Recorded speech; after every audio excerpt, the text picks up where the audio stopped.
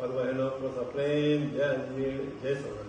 आज आपके समक्ष मन की बात राजेश वर्मा के साथ सीरियल का पाठ 105 लेकर आ रहा हूँ भाई। आज जिस शख्स से मेरी मुलाकात है, आओ आप सभी को मैं उनसे मिलवाता हूँ। यह है आदित्य रमेश जी सीतावर, वाशिम निवासी, मेरा लाला अनुज। इसकी उम्र छोटी है मगर कीर्ति महान। आदित्य जी, हम आपके निवास पे आए हैं। आपने हमें जो अपने व्यस्तमय जीवन में समय दिया, इसलिए हम आपका शुक्रगुजार करते हैं, धन्यवाद करते हैं। सर जी, पहले तो मैं आपको बहुत बहुत धन्यवाद देना चाहता हूँ। आपने आपका कीमती समय निकाल के हमारे घर पर आने में और हमको सेवा का मौका आपने दिया है। तो कार्यक्रम की शुरुआत के पहले मैं आपका सत्कार करना चाहता हूँ सर। तो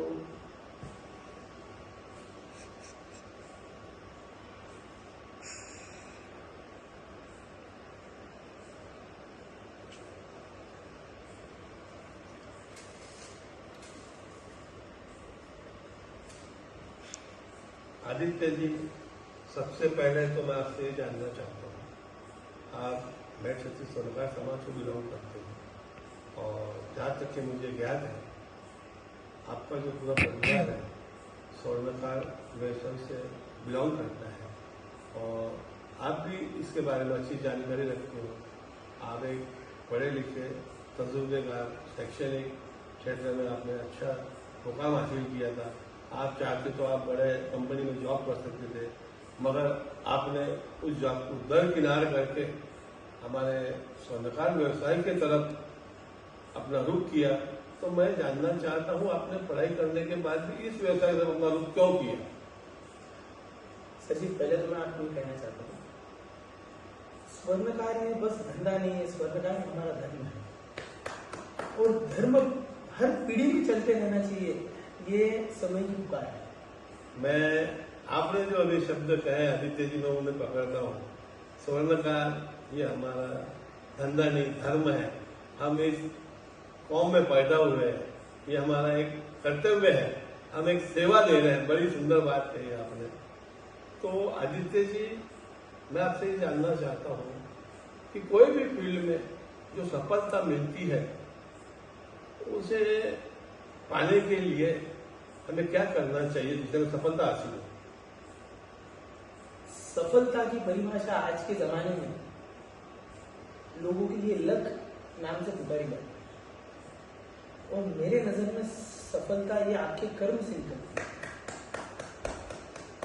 कर्म आप करना है तब सफलताएं मिलेंगी। ये वर्ली मटका मैच का सट्टा नहीं है जो लक से चले।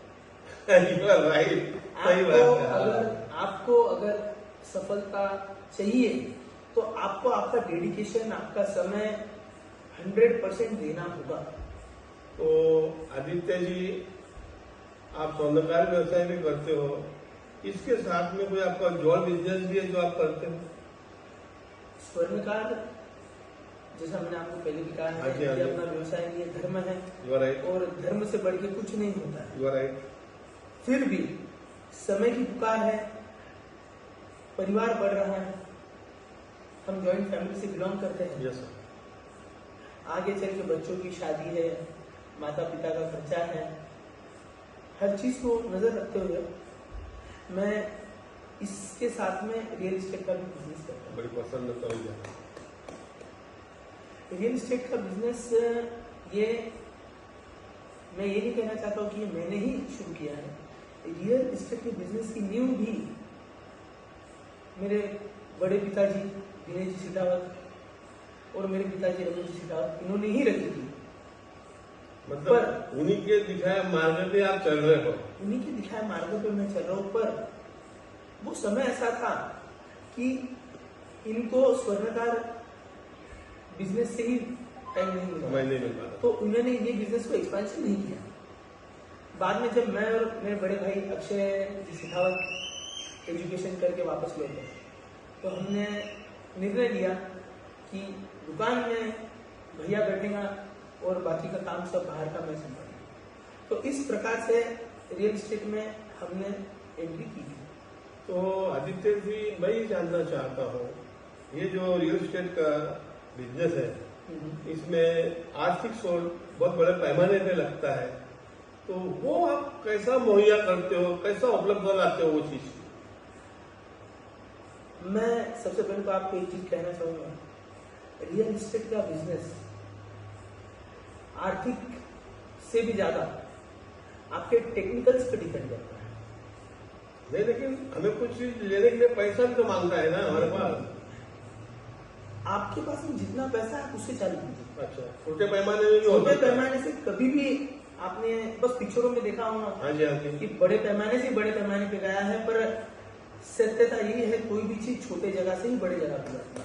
मतलब 99% स्वर्णकारों की दुकान भारतीय बैठक में थी। हाँ जी, हाँ जी। आज जिनके 4-4 मंजिल के शोरूम हाँ है, जी, है। तो हर चीज स्टेप बाय स्टेप होती है। कहने का मतलब ये है कि तुम्हें सकारात्मक सोच रखनी होगी, 100% नकारात्मक सोच नहीं चाहिए। बिल्कुल। जितना आप पॉजिटिव एटीट्यूड रख सकते हो, जितनी मन में सफाई रख सकते हो, जितनी ईमानदारी से काम करोगे, तो भगवान भी आपके साथ में खड़ा रहेगा। आजकल मैं देखता हूँ बहुत से बच्चे हमारे स्वर्णकार व्यवसाय से थोड़े दूर होते जा रहे हैं, तो उन्हें करीब लाने के लिए, उन्हें आकर्षित करने के लिए हमें क्या करना चाहिए? स्वर्णकार, जैसा मैंने आपको बोला था, स्वर्णकार ही अपना धर्म है और धर्म कभी भूलना नहीं चाहिए। You are right. हो सके जब तक समाज में अगर आपके घर में 2 लड़के हो तो कम से कम एक लड़के को तो भी आपने आपका बिजनेस सिखाना ही चाहिए। वो बिजनेस सिखाना मतलब पुरखों की दिए गई धरोहर संभालना है। बड़ी अच्छी बात कही है आपने, बड़ी मुद्दे की बात कही। आप हमारे चैनल पे आए हो, तो युवाओं के लिए आप क्या मैसेज देना चाहोगे, युवा बच्चों के लिए, बच्चियों के लिए? मैं अभी वो मुकाम पर नहीं पहुंचा हूं कि मैं किसी को गाइड कर सकूं या किसी को सजेशंस दे सकूं, पर मैं सबसे विनती करना चाहूंगा, जो भी करो ईमानदारी से करो, अच्छे दिल से करो और साफ मन से करो। सफलता तुम्हारे साथ हमेशा रहेगी। और मान लो नाकामी भी आती है कभी कभी, तो नाकामियां सफलता का पहला स्टेप है। नाकामी जब आएंगी तब समझ जाना कि आगे सफलता की सीढ़ियां चालू हो चुकी है। कहने का मतलब ये आपका, आप नाकामियों से डरो मत, उसके सामना करो, अपनी आत्मबल को स्ट्रॉन्ग करके आगे बढ़ते रहो, निश्चित ही आपको सफलता मिलेगी। नाकामी ये डरने का चैप्टर ही नहीं आता है। नाकामी जितना बड़ा कोई आपका टीचर नहीं है, कोई लेसनर नहीं है और सबसे बड़ा सपोर्ट नहीं है। नाकामी किस किस चीज की वजह से हुई है, वो चीज पर फोकस करोगे तो उतनी ही स्पीड से आप ग्रोथ करोगे। तो आपका कहना यह है कि हम कोई भी जॉब करें, कोई भी बिजनेस करें, मगर आपने बड़ी लाख रुपए की बात की, ये स्वर्णकार हमारा बिजनेस है, हमारा धर्म है, हमारा मजहब है, सब कुछ है। आपने कहा अगर घर में 2 बच्चे तो एक बच्चे को निश्चित ही अपने व्यवसाय में, अपने पैसे धंधे में डालो। तो आपके ख्यालात का, आपके भावनाओं का मैं कदर करता हूँ, और आप यूं ही निरंतर आगे बढ़ते रहो, अपने परिवार का नाम रोशन करते रहो। आज आप हमारे चैनल पे आए और आपने हमें जो अपने मनोबल व्यक्त किए, इसलिए मैं आपका पुनः आभारी हूँ। और हाँ, एक बात मैं आपसे कहना चाहता हूँ, आप बिल्डर हो, इन्वेस्टर हो, अगर आप सबसे बड़े इन्वेस्टर बन जाते हो इंडिया के, उस दिन भी अगर मैं तुम्हें अपने चैनल पे बुलाऊंगा तो आप आओगे? मैं कितना भी बड़ा बन जाऊं, मैं हमेशा समाज के जड़ों से जुड़ा रहूंगा और समाज के हर व्यक्ति, हर कार्य में मेरी 100% देने की कोशिश करूंगा। चाहे कितने भी बड़े होने को जाओ, कितने बड़े आदमी बड़ा नहीं रहता, समाज बड़ा रहता है। सबसे पहली बात आप ये समझ लीजिए सर जी, जिस दिन आपके पीछे समाज चले जाएगा उस दिन आप करोड़ों की रिस्पेक्ट पूछी नहीं जाएगी।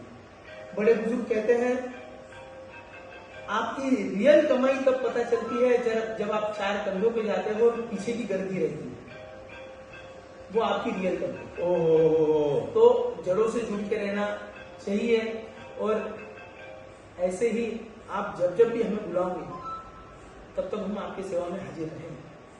आज मुझे बड़ी प्रसन्नता हो रही है कि मेरे समाज के एक बच्चे से आज मेरी मुलाकात हुई है। वो कहता है समाज है तो हम है, अन्यथा हमारा वजूद जीरो है। और उसने एक बड़ी लाख रुपए की बात कही है कि जब हम अंतिम बार विदाई ले चार खानों पे तो हमारे पीछे कितने हैं, वो हमारी सच्ची कमाई है।